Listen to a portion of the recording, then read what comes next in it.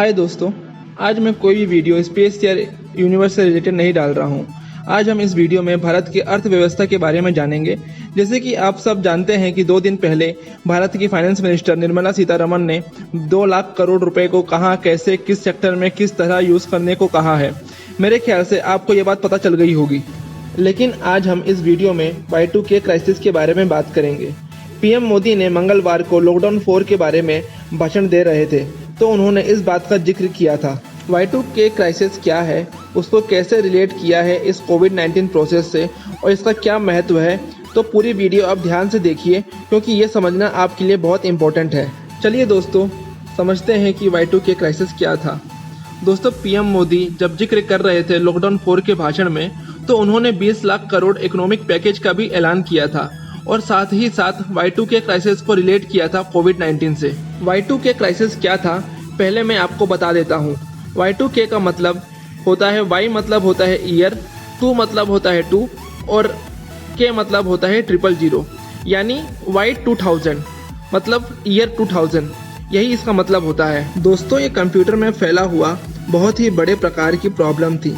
तो ऐसा हुआ था कि लेट 90s में बहुत बड़ी प्रॉब्लम आ गई थी पूरे विश्व में।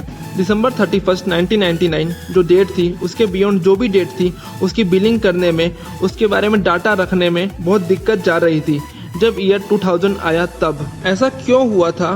क्योंकि दोस्तों, जो कंप्यूटर प्रोग्राम हम 1960 टू 1980 में डिस्कस करते थे या फिर उसमें कोई भी डाटा फीड करते थे, तो ईयर के हम लास्ट 2 डिजिट लेते थे। फॉर एग्जाम्पल, जैसे 1982 है तो 1982 का 82 लेते थे, 19 नहीं लेते थे। ऐसे ही 1999 में 99 लेते थे, 19 नहीं लेते थे। 1960 से लेके 1999 तक जितना भी डाटा फीड किया गया था, उस समय कोई दिक्कत नहीं गई। अब यहाँ नेक्स्ट सेंचुरी आ गई 2000। अगर हम 2000 का 00 लिखते हैं तो कंप्यूटर कंफ्यूज हो जाता था कि ये 2000 का 00 है कि 1900 का 00 है। तो ये प्रॉब्लम हर जगह पूरे वर्ल्ड वाइड में फेस करनी पड़ गई थी। भी डेट थी दोस्तों 31 दिसंबर 1999 के पहले की। अगर हम आगे चल के कोई भी डाटा इसमें फीड करते तो हमको इसमें बहुत सारी दिक्कत आ रही थी। इन सब को डील करने में कंप्यूटर बहुत से डैमेज हुए जा रहे थे। अब क्या करें? जो पुराने डाटा है उसको इंटरप्ट करें या फिर घटाएं, ये सब चीज़ों की बहुत सारी प्रॉब्लम आने लग गई थी। इस प्रॉब्लम को Y2K प्रॉब्लम बोला गया क्योंकि ये ईयर 2000 की थी, इसलिए इसको Y2K प्रॉब्लम बोला गया। इसको मिलेनियम बग भी के नाम से भी जाना गया। दोनों सॉफ्टवेयर और हार्डवेयर कंपनी ने डिसाइड किया कि इस पर सोल्यूशन लाएंगे और उन्होंने ऑफर किया कि Y2K कॉम्प्लीमेंट प्रोग्राम की हेल्प से इसको ठीक करेंगे, यानी 2000 को ऐसे लिखेंगे Y2K। जो बड़ी बड़ी कंट्री थी उन्होंने इस पे हाईली इन्वेस्ट किया क्योंकि दोस्तों 1960 से लेकर 1999 तक डाटा फीड किए जा रहे थे, उसको दोबारा कैसे फीड करेंगे? ये हर साल का डाटा हम आसानी से फीड कर पा रहे थे, लेकिन जब 2000 आया तब डाटा फीड करने में बहुत दिक्कत जा रही थी। ये मैं आपको पहले भी बता चुका हूँ। बहुत सारे बड़े बड़े देश जैसे कि अमेरिका, ऑस्ट्रेलिया ने बहुत पैसे इन्वेस्ट किया, लेकिन ये ठीक नहीं हो पाई। बाद में अलग तरीक़ों से इसे ठीक किया गया, लेकिन ये नहीं हो पाया। तो at the end due to lack of result इसको डिसमिस कर दिया गया। Y2K बग को एज ए हॉक्स क्या होता है? एक मलेशियन डिस्क्रिप्शन होता है। आप इसको बहुत बड़ी गलती भी बोल सकते हैं अपनी लैंग्वेज में। पीएम मोदी की स्पीच पे वापस आते हैं। पीएम मोदी ने दोस्तों महात्मा गांधी की बुक जो थी request to India buy local product, Mahatma Gandhi ने कहा था लोकल के लिए वोकल होना जरूरी है। लोकल चीज़ों पे भरोसा करके हम अपने आप को सक्षम बना सकते हैं। अब इस चीज़ों को रिलेट कैसे करेंगे? तो दोस्तों देखिए, उस समय क्या हुआ था कि बड़ी बड़ी कंट्रीज के डाटा फीड किए जा रहे थे, इसलिए डाटा तो कैसे भी इंटरनेशनल बन चुका था। जब प्रॉब्लम आई तो प्रॉब्लम लोकल ना होके इंटरनेशनल हो गई।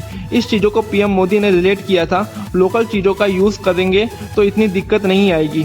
जैसे कि मान लो पेट्रोल अगर हम खुद बनाते हैं, तो अगर पेट्रोल में बाद में क्राइसिस होगा तो हमारे यहाँ नहीं होगा क्योंकि हम तो खुद निकाल रहे हैं पेट्रोल।